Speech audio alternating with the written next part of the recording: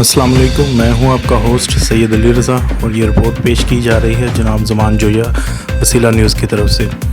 झलमक्सी में इमदाद हुसैन जोया को कत्ल करना एक अफसोसनाक अमल है जिसकी जितनी मजम्मत की जाए उतनी कम है, लेकिन अफसोस की बात यह है कि मकामी इंतज़ामिया मुकम्मल तौर पर इनके कातलों को खुलम खुला सपोर्ट करके एक नहत्ते ख़ानदान पर जुल्म कर रही है।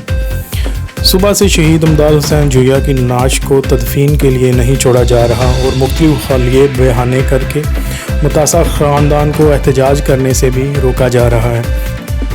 आप देख सकते हैं कि पुलिस और सैकड़ों सिक्योरिटी वालों औरतों पर डंडों से तशद्दुद कर रहे हैं। इनके आगे नहीं जाने दिया जा रहा।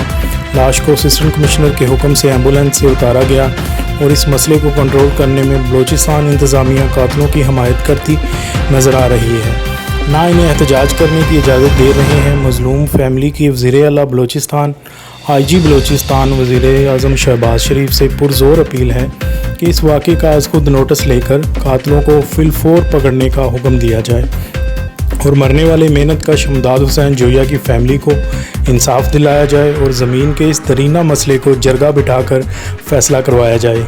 कब तक ये मज़लूम फैमिली दर बदर की ठोकरें खाती रहेंगे? अरसा दराज से जामोट अवाम को बलूचिस्तान में इनकी जदी पुश्ती ज़मीनों से बेदखल करने की साजिश हुकूमती सरपरस्ती में जारी है, जिसकी शदीद अल्फाज में मजम्मत करते हैं और हम इमदाद हुसैन जोया के ख़ानदान के साथ शाना बिशाना खड़े हैं। अगर इमदाद हुसैन जोया के ख़ानदान के साथ इंतज़ामिया ने यही रवैया रखा तो हम मकामी इंतज़ामिया के ख़िलाफ़ भरपूर एहतजाज करेंगे।